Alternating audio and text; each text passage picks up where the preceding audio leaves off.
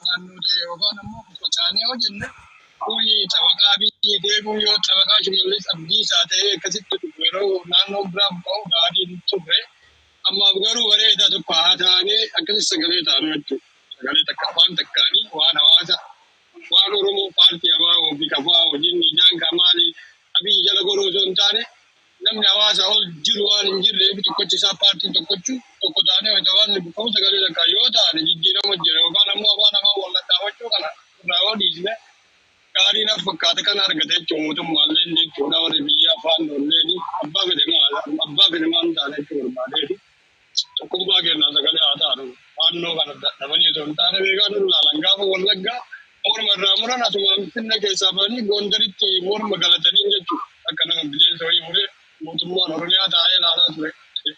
Uummata kan dubbanne jechuudha. Sirka gaafna namni dhumuun callisan jechuudha taa'anii ilaalan jechuudha. Asirratti piipii gayyaasanii yoo namni dubbatu afaallaa isaanii sitti deeman jechuudha. Waan hawaasaa dubbatu paartii deebisanii iyyan jechuudha. Tiktokii kanarratti. Kanaaf afaan takkaan hawaasa paartii keessaa baanee sagalee haa taanu. Yookaan uummanni Oromoo kan hordofatu jechuudha. Acabcaabii taanee jiraachuun uummata wajjin jira. Hawaasa wajjin jiraanna uummata. Wallaa dhugaatiin hin jedha. Hawaasa waliin jiraannu mallasaan du'een tarree boosoo sirra teettan. Dib jedhee mootummaan amma jiru kun marti isaa ganaa deema jechuudha. Yookiin buutii yookiin dhumti walaa abiyyi walaa shimallis walaa jaankaa jenne jaankaan kun martuun deema jechuudha. Abiraatti dhufa jechuudha. Kanaaf garuu uummata sagalee yoo taane gaarii na fakkaata. Uummanni buqqaa jira ganaa buqqaata kutaa takka takkaan jechuudha. Qara wallagga jettetti taree arsii walloo jinni jaanka bakka maraa ga'ee jira jechuudha. Yoo ammaa sagalee birraan taane amaaris hin dhiiftu jechuudha. Kabiraa ammoo asumarraa tiktook irra baanee sirba yennu geetaawoo tokko geetaawoo walitti darbite rasaasa maali tudduu muri amaara daawwatee jirtu amaara wallagga jirti arsiifti shawaa jirti maal goota finfinnee keessa farsha marwiidee finfinnee keessa sirbaa waltajjii xiyyiitti walitti tokko isaan jirtan fi keessanii finfinnee keessatti amaara gumamaan baasne tokkostanii jechuudha. Wallaa dhugaas hin jedhu. Farshoo kuuftanii xiyyiitti walitti tokkoftanii gurguddaan mattee finfinnee keessatti maafirraan baasne maaf Oromoon Harargee keessa dhabamte Arsii keessa dhabamte Baalee keessa dhabamte yeroo mara booyu yeroo bootte amaarri likkiin beektu faannoon si dhiisu jechuudha. Gaafa yuunivarsiitii ijoollee fixanii shimallis baasaan fe'ee wallaggarraa amaara galchaa ture jechuudha. Oromoon amma taa'ee maal yoo eegatti duutee callistee boottee jette amaarri mara akka turas ajjeessi. Waanti lama ajjeesu atillee lama ajjeesne wallaahi billaa akka nama duuta jechuudha. Mootummaan keeti waraanni abaaboo keeti biyyi keeti uummanni guddaan keeti qabeenyi keeti uummatuma kana jala teettee booyaa oolurra yoo isaan si ajjeesanii akkuma rabbiittillee shari'aattillee nama ajjeesuu hedduu isiin jedhu shari'aan abbaa ofirraa ajjeessi jedha. Wallaahi dhugaas hin jedhu. Abbaa fedhee waan taane karaa inni dhufe yoo ofirraa hin dhoorgine kabajaan qaba. Akka uummataatti jechuu barbaade mootummaallee akka uummanni jennaa inni qawwee itti faana fichisiisaa ture miti maal? Faanno inni qawwee irraa guurataa ture jechuudha. Gaafa wallaggatti mormi muramu inni waliin turaan lolaa ture faannoon. Mootummaa magana waliin lolaa ture jechuudha. Kanaaf akkasitti yoo deemne bareedaa jechuudha. Yoo ofirraa sagalee taatee ofirraan dhoorgine akkanuma itti teettee maraftee mootummaa sirbumaa eenyuun geetaa'uun gara irratti hiitee bara mara gaafa sirkaallee sirbu waan irra hiite gaafa wallollee sirbu waan alfi bakka kanuma booyaa oolla jechuudha. Ofirraa dhoorgine mukatti naqe wallaahi billaa faannoo miti warruma isaanii warri Oromiyaa keessa jiru kun guutuun isaa faannoodha jechuudha. Ilmaan mililee jechuudha. Uummata kana jechuudha uummanni faannoon rabbaa jechuudha. Guutuun isaa ollaa kee jirti maala booyaa oolta tiktook irraa mugubbitti naqee jechuudha wallaahi. Warraa dhoorgi. Lamaa sadii kimbil gootee yoo mul'ifte akka isaan baangaa mormara dhaabbatanii jedhan kana aanjaa ofii iyyitee balaa buustee akka gaafa suuditti amma tiktook irratti ijoolleen kun amaara mucaan badee qaban dhuftee iyyite san wallaahi ofiin iyyite jechuudha. Tiktook irraa iyyaa oola osoo hin taane afaan gad deebitee boolla qottee jedhu mormaa gadi gad dabarsitee hudduu keessa akkana gattumta jechuudha. Maa sirroo jechuudha. Akkasii bakka geeffadhe miira keessa seeneera wallaahi. Osoo biyya jiraatee silaa qabee isin fida takkatti. Waahid. Ibsaan jirtaa? Ibsishaa? Hayyee ramsii dubbadhu. Rams. Jira maakii teenya galatoomii jirtu Oromooti yaa hundi keessanuu jechuudha. Waan baay'ee iluun dubbatee jira waan hafee jira natti hin fakkaatu waan garuu akka Ramzaatitti yaaduma iluu deeggaraatu waan jechuudha. tokkoffaa rakkoon Oromoo kuni rakkoo keessoo kennaati. Rakkoo keessoo kennaa furachuu dadhaburraa diinni alaa dhufeetiin akkanatti hawaasa kennaa dararaa jira jechuudha. Tokkoffaa Oromoon isuu fi isaatii walii galuu qaba. Inni daggala jiruu fi inni biyya bulchina jedhullee jechuudha. Rakkoon kun yoo bifa kanaan hin dhaabbanne ta'e dhumaatiin kennettuma fufa. Maaliif mootummaan harka isaa kan inni itti qabu isa bosona jirutu rakkoo isinirra geessa jedha. Inni bosona jiru mootummaatu rakkoo isinirra geessa jedha. Gidduu kanatti hawaasni miskiinni waa'ee siyaasaa hin beekne dhumataa jira jechuudha. Kanaafuyyuu rakkoon keessoo Oromoo kun hanga furmaata argatutti dhumaatiin keenya waan dhaabbatu natti hin fakkaatu. Hundaafuyyuu moo akkanumatti sagalee tattaanee callisoo osoo hin taane hanga furmaanni dhufu tokkotti osoo iyyanii natti tola. Maaliidhaaf gaafa arma duraallee gaafa mormi muramu akkanumatti Oromoon iyyite torbaanuma takka 15 takka iyyinan rakkoon kenna. Furmaanni immoo hin dhufu bifuma amma nu barateera mootummaanu. Mootummaan yoo itti iyyan nu barateera iyyitee waan calliftiin nuun jetti kaadire. Kana waan ta'eef immoo karaa furmaanni ittiin dhufuun sagalee ta'uudha malee asumarra feemasoonni kennallee haasoftanii bakka waan dadhabbii keessanii malee ani furmaata kana numatti kolfan isaan kaadiroota illee numatti kolfan hundaafuu rabbiin furmaata haa godhu. Rabbiin nagaa haa buusu. Kanuma jedhaan wanta achirraa hafe namoonni baay'een dubbatan waan ta'eef rabbiin nagaa haa buusu hundaaf.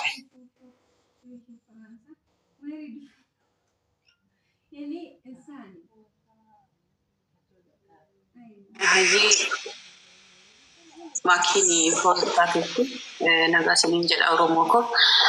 Obbolaan kunillee dubbatan yeroo hundarratti dubbataa jirtanii ana kan ajaa'ibu. Uummanni Oromoo hin madhuma guyyaa 2 guyyaa 3 boonyee deebineetuma bakkuma duraatti deebina. Ani waan ta'eef hin beeku guyyuma 2 ajandaa guyyaa 2 ajandaa guyyaa 3 godhannee harka keenya marannee teenya tokko lammaffaan immoo Oromoon jara kabajjees jaalattees sodaattees wanti isaan sin jaalatani. Bakkaatti wanti kanan himuu barbaadu ati isaan kabajjees isaan jaalattees isaan sodaattees wanti siif isaan cinkoo takkitti siif gaddanillee hin jiru har'a isaan gadi bahanii sobaniitu Oromoo Amaara jeesisuuf akkas godhan malee numiti jedhaniitu morma isaanii qabatanii duuda isaanii qabatanii si mormaa jiru malee isaan si faanallee dhaabbatanii kun sirrii mitillee siin hin jenne tokkoon isaanii gadi bahanii gochi kun sirrii miti hin jenne otoo Oromooti. Otoo uummanni Oromoo amma isaan godhan kana godhanii yoona kana miidiyaan kun luka tokkoon dhaabbatteetti Oromoo meeqa akka du'u ni beekna. Akka ani iyya dabarsanii hundi isaanii sabaaf sablamni isaan faana dhaabbata dhugaa isaanii gadi bahatanii dubbatatu seeraan Oromoo akka saree godhanii Oromoo akka nama foon namaa nyaatu godhanii gadi bahanii miidiyaan guddaa miidiyaan xiqqaan akka isaan iyyan ni beektu. Oromoon immoo asumatti boonyeetu moo callisna duuni Oromoo du'a saree gadilee ta'aa jira amma yerootti ilaallu kuni qaanii guddaa dhugaa rabbiin siteen jedha. Ajandaan nutti kennama Oromoon hinduu ajandaan sudde eenyatti kennama inni kaan mootummaadha siin jedha mootummaa balleessa siin jedha inni kaan immoo dhufeetu warra abbootu balleessa siin jedha dhufee jechuudha. Jidduu kanatti Oromoon immoo dhumaa jira. Ani kan ajaa'iba haga yoomitti haga hundi keenya mana hunda keenyaatti dhufutti eegna moo maalidha kun mee amma ijjiin maaltu dhufa sirraa ijjiin afaan keenya banne wanti dhufu hin jiru abbo uummanni Amaaraa walakkaa keessa jirti gadi bahee ajjeesa maal abbo maali dhiirri hin jiru moo dhiira hin qabnu moo nuti isaan kan jirani gimmaashni isaanii kan jirani ardi Oromoo irra jiru ardi keenya irra jiru mana keenya keessa jiru gola keenya keessa jiru ati hin sodaata ta'e ani waan nurratti deemaa jiru illee beekaa hin jiru ani boonya deebine mana keenya keessa ta'e gadi baanee dubbachuu hin dandeenye hin sodaatti ijoolleen baay'een sodaatti gadi baatee illee haqa qabnu illee dubbachaa hin jiru otoo isaaniiti yoona kana miidiyaan lafa dhaabbatteetti nutuu hin sodaanne jechuun bakka hinnaatu nu naasifillee jechuudha gocha keenyatti akka deebinee qaanuuf nu godhu nuti garuu teenyar boonyeetuma dhiifna callisneetuma manatti deebinee taa'aa jirranna ani haga yoomitti akka ta'e hin beeku Oromoon haga yoomitti mana kee isaan kan falmaa jirani Oromoo lafarraa balleessuuf malee waa'ee biyyiitii fi waa'ee aangoo miti yoo sii gala ta'e Oromoo haga hin ciistaan waan ta'eef hin beeku amma Oromoon haga yoomitti akka ciisu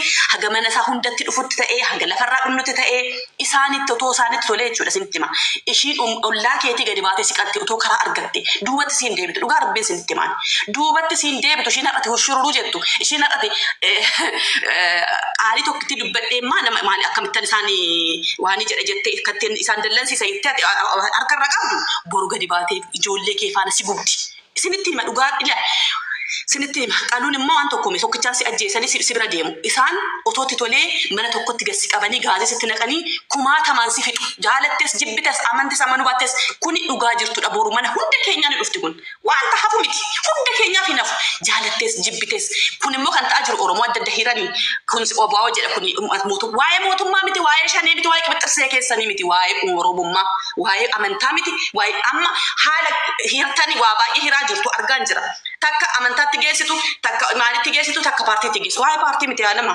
hunda keenyaaf dhufaa jira Oromoo ta'uu keetiif du'aa jirta malee ati paartii kana deeggarta ati abiyyi deeggarta kan siin jedhe hin jiru ati amantaan kee musliima kiristaana kan siin jedhe hin jiru haga yoomitti akka afaan keessan cuftanii haga yoomitti akka sodaannu rabbi tokkichi haa beeku uummanni lafa kanarratti salphate uummanni bal'aa uummanni guddaan uummanni akka saree gadi ta'e uummata Oromoo tanii argine sinittan hima Eertiraan tokkittiin otoo duute hoona kana Itoophiyaan amma kanaaf luka tokkoon dhaabbatti sinti hima hadiyyaa shin xiqqoon sun otoo nam tokko du'e luka tokkoon dhaabbatti sila Oromoo no duuti Oromoo du'a saree gadi ta'aniirra ani hin beeku wanta deemaa jiru hin beeku mana hunda keessatti yoo galuu baate maal jette jedhi mana hunda keenyaa ni gala gaafsa nagaruu teenya wajjin boonya ta'e ani hin beekunna hagawumti akka callisnu hin beeku waa'ee Oromummaa ka'aati iyyaa guyyaa lama qofa afaan keenya bannee dhiisuu miti guyyaa tokko guyyaa lama qofa miti kan dubbachuu qabnu haga dhumaatti haga waa tokko dhufutti yoo gadi bahi haa duuni gaafa illee duuni ebbo nuti gaafa rabbiin nu uume duuni borus nu nafu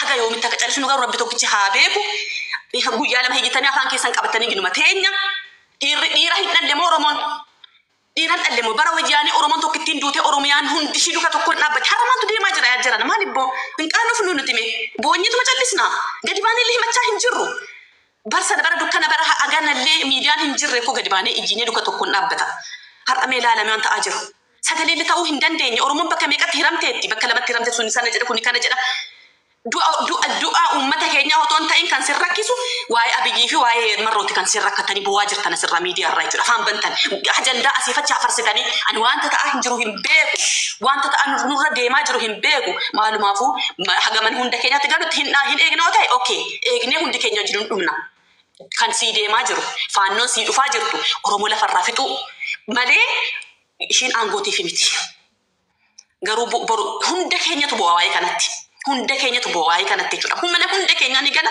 haga sitti teenye ilaalla malee kana godhaa sana godhaa wanti jedhullee hin jiru rabbuma kadhanne yaada mee rabbuma kadhanne malee kuni ani qaanii guddaa Oromoon bara kana ta'e Oromoo waggaa shanan kana afaan kana sadan kana ta'e lafarrattis ta'e hin beeku bineensi illee ta'aa hin jiru haga yoomitti akka ta'e hin beeku Oromoo hundi kee meeq ta'a itti gadi laali mee of duuba laala fuuldura laala waa'ee Oromummaati kuni rabbi nuuf dhaabbatu ka rabbi kadhadhaa humna qabaattan ishuma sibira jirtu hokkee ishirraa buti boru siin hiltu eenyumtu siin hiltu ishumatti buna wajjin dhugdutu boru billaa hudduutti si naqa dhageessi dhaga'i dhiisi ardii Oromiyaarra meeqa jira maara meeqatu jira maali yoo gadi baatanii waa gaawu tokkitti dhuma nutti agarsiistan okay warri laga jirtanis haa ta'an mee nutti agarsiisa waan akka arginee hin jirru wallaggarratti nama 30 meeqa makiinarraa buusanii ajjeesanii boonyituma dhiisnee waan akka hin dubbanne mormi nu murame asirraa afaan keenya bannee dhiisne waan akka hin dubbanne nuti gadi baane wanta dubbanne qabna hin jiru haaloo deeffanneerraa hin deeffanne saree ta'aa jirra jaalattanis jibbitanis kaneessa Oromoon harka tokkoon dhaabbata luka tokkoon afaan tokkoon dubbata har'a garuu bakka meeqatti hiramne yeroo kana miti kan hiramuu qabnu yeroo kana miti kan nuti gadi baane abalu jechuu hin qabnu Oromummaa keetiif du'aa jirta joo barte okay ofirratti bariiti haalollee deebisi kabiraa dhiisi bakka haaloo kee mee deebisi nutti agarsiise Oromoo dhiiran dhallemoo Oromoon gaafuma sarbaa gadi baatanii afaan bantu eessa dhaqne Oromoon xayiroon eessa dhaqe nuti gaafa uumamne duune mee haalumallee nu deebisa warra lagaas taate mootummaas taate mee haaluma ilma Oromoo gadi deebisaati nutti agarsiisa kana malee nuti afaan keenya sirraa banne wanti dhufu hin jiru isaan gadi bahanii sifaanallee kun sirrii miti isin jechaa hin jiran sobdeetu Oromoo dhumatu Oromoo ajjeesee sobee Amaara maqaa balleessuuf akkas gochaa jira jedhanii sirratti duulaa jiru isaan kanallee deebisaa hin jiru nuti kanumallee deebisaatti hin jiru nuti asirraati adda adda hiramne kuni qaanii guddaa Oromoo irra gahaa jiru du'a saree gadi du'aa jirra waan dubbadhu sin qabu maakii koo galatooma takkiti xiqqoo dubbadhee si jalaa bu'aa maakii daa'ii lama waan hunda beeytee wanni tokko mudatu rabbiin waa hunda solution waliin uume beeytee waan kanaaf Oromoon ofii kennaaf deebisaa ooluuf hin deeman Oromoo numartuu hin beekna waan Oromoo irra gahaa ture waan dabree fi waan nurra gahaa ture qofa waliif himnee akkanumatti addaan baane miidhaa kennaaf deebisaa takka illee hin argannu. Nuti warri tiktookarii gubbaarra jiru keessattuu warri feemasii dhiibbaa guddaa akka geessuu dandeettan bootaa kanatti mul'isuu qabdan. Wanti amma dubbatamaa jiru kun dammoo haga hojiidhaan hiikamutti haga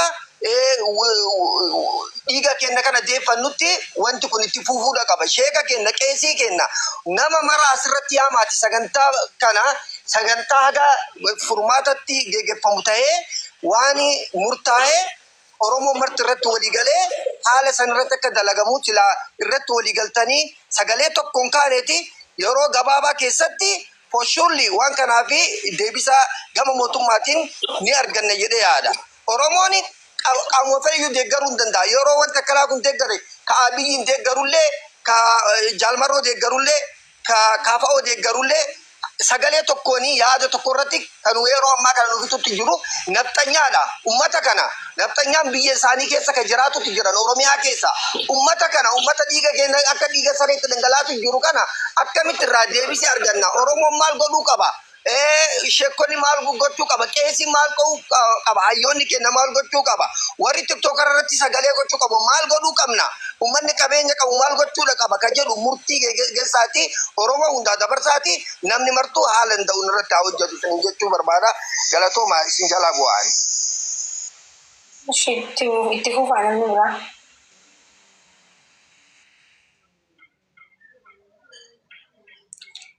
Ibsisha dubbadhaa gawwan ibsan. Nama hirribaa ka'e seensisi karaa kunniin maal haftan qofa yeroo hafan. Guys dubbadhaa yoo dubbattan isaa kana callisuun bar nurra hin jiraatu. Oromoo murteeffachuu qabdanii bakka kana booda hadheeffachuu qabdanii kana booda wanti bar yoo duunu bar akka saba xiqqaati yoo lakkaa'amnu immoo akka saba guddaati jechuu kun nuuf qaanyiidha. Oromoon Oromiyaa keessaa uummata kana baasuu danda'uu qaba. Chaalenjii kun hojjetamuu qaba irrattis hojjechuu qabna. Nurra haa baane Oromiyaa keessaa bakka Oromiyaa gadhiisanii nurraa bahuu qaban. Kana irratti hojjechuu qabna. Wanti kana booda callisnee mormii nu murame harki nu murame harmi nu murame wanti Oromoon hin godhamne tokkolleen hin jiru. Sila amma jechuu dhugaa rabbii wanti amma godhame Oromiyaa keessatti mormii jara kana mormii nafxanyaa murame nin beeka warri garaaf jiraatu baay'ee Oromoo kana keessa kan garaaf jiraatuuf kan sabaaf jiraatu adda baasnee laaluun nurra jiraata jechuudha. Warri garaaf jiraatu gabbee maal jaa gocha suukanneessaati yoo Amaarri mormii qalame Oromoon gabbaatee nin beeka waan jaan gocha suukanneessaati. Kana Oromoon safuu qaba, aadaa qaba, safuu qaba, aadaa qaba, gadaa qaba. Kana nuti hin goone Oromoo akkana hin jiru jaanii irraani balaaleffatan. Isaanoo yoo Oromoon qalame namni tokko gabbee gochi kun gocha suukanneessaadha sirrii miti jee Amaara balaaleffatu harkitanii ni beeytanii hin jiru. Xiqqaa fi guddaan hundi deeggaree usa waan ta'eef jechuudha. Silaa keenya ta'e ka garaaf jiraatu gabbee jechuu isaa kana jechuudha. Isin yaale kanattillee nuti hedduu garaagarummaa qabna jechuudha.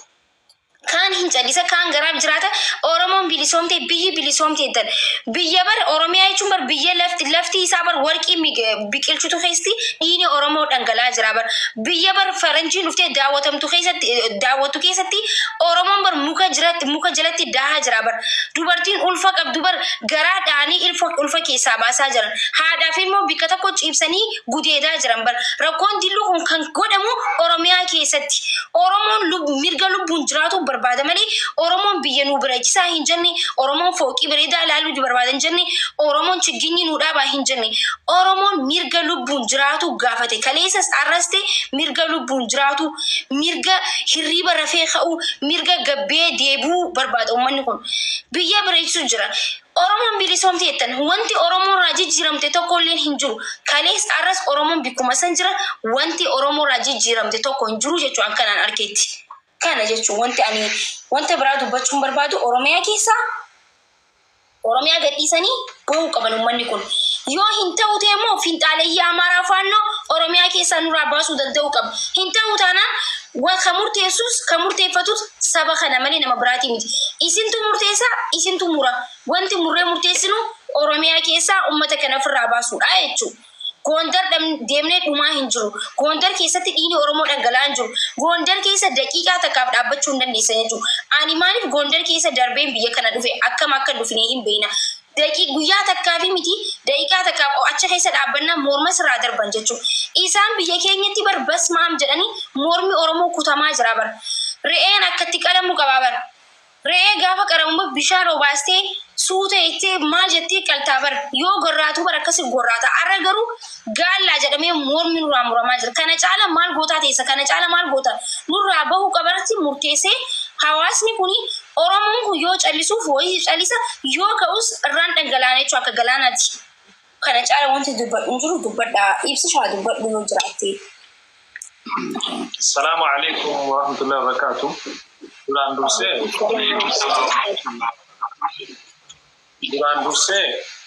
wanti kun hunda keenya ilaallata. Gochi sanyii guggaa uummata sanaa irratti raawwatamaa jiru kun Oromoo hunda ilaallachuu qaba. Kaayyoon uummata kanaa immoo nuti callisnaan uummanni kun suutaan guggaa lafarraa balleessuu barbaada. Mee ilaala wanta walloo fi lakka irratti godhaa jiran callisnaan amma sanaaletti garan jechuudha. Deemee kutaa 11 wal gahuu ni oolu jechuudha. Ergasii Arsii, Harargee mara isaa yuungaa yoo har'a gacallisu hin ta'e. Kanaafiyyuu nu martuu tokko taanee falmannii waan kana akka sagaleen keenya dhagahamu gochuu danda'uudha qabna. Waan akka viidiyoo namni mataan viidiyoo dalaguudhaan an baaraan qabu an akkasitti jechuu osoo hin taane namni martuu miidiyaa qabuun waan kana irra godhee irratti dalagee wanta gochuu qaba. Namni martuu mataadhaan proofaayilis irra kaa'achuu waan nurraa eegamu kan bahatuu qaba. Isiniin jedha sila amma dhuguma dubbanni sila Oromoo kana akka walitti jechuun kuni qalan kana. Qabuma biraa wayii keessaa wanni kun akkana ta'e har'a miidiyaa kanarratti wanni deemu hin beeknamatti waan wallaallu waan arguuf jirus argaa jiru. Gochaa kana nuti duraan abbootii keenya nutti himaa ture dhugaa dubbachuuf. Akkana jedhee nutti himaa ture garuu har'a ijaan argaa jiru. Ilmi namaa hagana mara garaa walitti jabaatee akkas gurguruun wallaahi dhumbaan keessaa nama baasa. Gargiyaan Oromoon deebi'ee waan akkasii Oromoo nama biraa irratti raawwatu jechuun innis garaagarummaa nama saniin waan qabu natti fakkaata. Kanaaf namni gara dandeenye kan nagaatiin akka wanni gochi kun uummata keenya irraa dhaabatu irratti gochuu irratti qabnaa irra dalaguu qabnaa isiniin jedha. Yaadni biyya kanuma dheeressuu barbaadu. Maal tura? Yaadatti daawwatu dhiiganna keessatti amma akkatti yaadatti baladhee waa hojii jira. Rakkoon hin jiru dubbadhu. Amma Oromoon gaafa mucayyoon daa'imti Amaaraa duute sun akkasumas mara ciccittee booyaa tuttan jechuudha. Bareedu ilmoo daa'ima dhala namaa jechuudha. Ishee Oromoo kan amma jarri wajjin dubbatti morma irraa muranii reeffa gudeedhaan jedha kan mucayyoo daa'ima. Sabii bitatee waan isa wajjin dubbatti jechuudha barbaadeeti. Abbaatee dubbatti namni tokko wanni amma ta'e kuni badaadha jedhee nama dubbatanii dubbataadhaan hin dubbatan jechuudha. Garuu namni keenya waan maraa sagalee taasisan isaan wasanii waan sirrii hin ta'in jechuudha. Kan isaan dhungoone isaan kuufanii jechuudha. Farsoo dhuganii baardaarii boonsarii keessa dubbatitti qomu jeetanii mana jennooliin booyaa ture jechuudha. Sagaleen hin jiran manni maal ta'e. Guys, copy link godhaa gaafsanii taa'inaati please. Ayyaata takka dubbachuu danda'a? Qoy hin fixanne ilu jirta? Ilu dubbadhu ayyaan kan inni deebi'u dubbadhu. Tahiyyaati maali beektaa? Taraa duraa jechuudha. Waan kana waa takka irraan dhageenye waa takka irraan beeku ture si galee aburushii dadaatu naa himee narra akkanaan jettee jechuudha live irraa na baastee mana mubee keessatti illee haasawullee ture beektaa? Wanni kun jechuudha like ammaan tana nin jira okay ana miti yaa maal godhuu qabna namu maal jechuudha like akkuma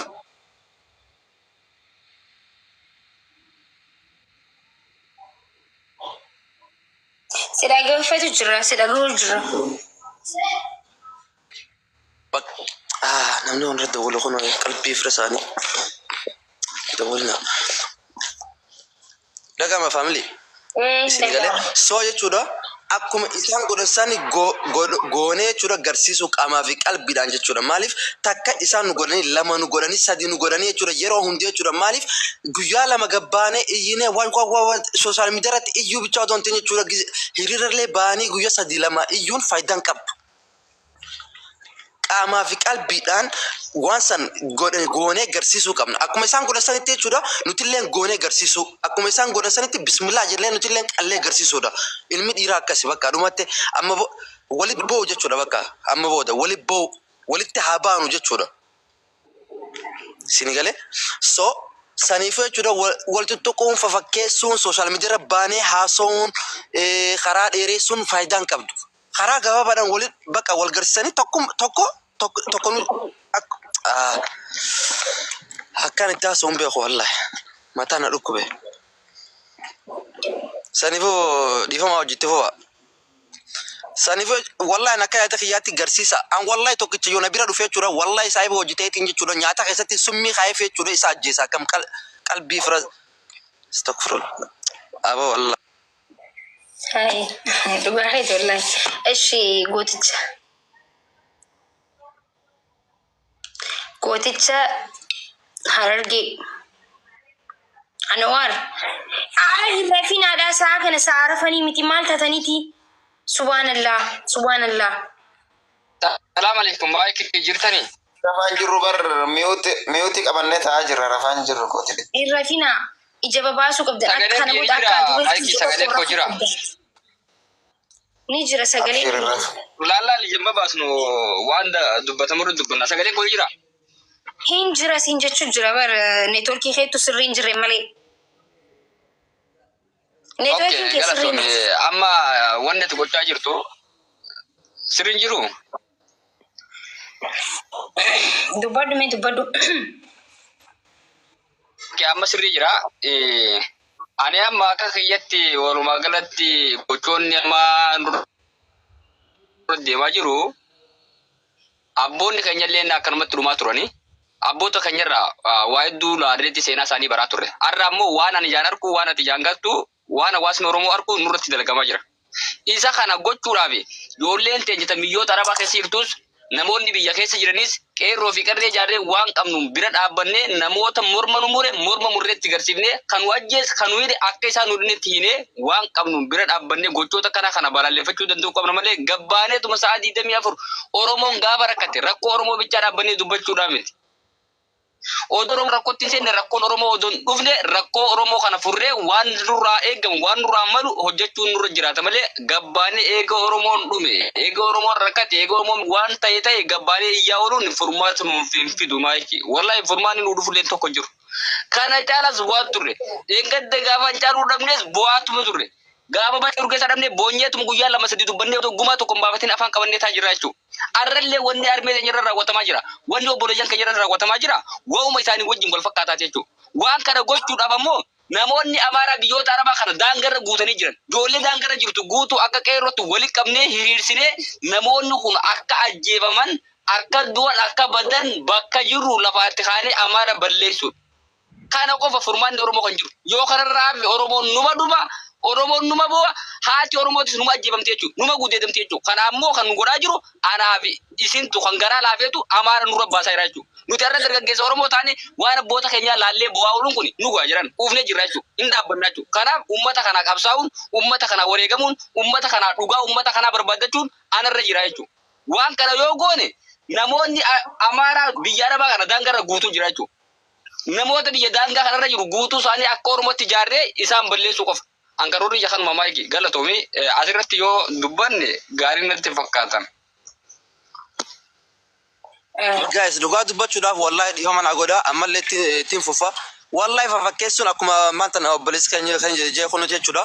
Fafakkeessuun hin qabdu bakka hundi keessan dhawa mataarra dhawa yoo lama taatanii mataarra mura yoonii fi isaan sadi sittaan jechuudha. Nyaata keessatti summii kaayifiti mataarra darbi lubburraa baase qalbii fira isaanii sinii galee so fafakkeessuun hin barbaachisu bakka dhumatte Hai. Sinigala. So what the hell? Fakkeenya fudhadhaa mee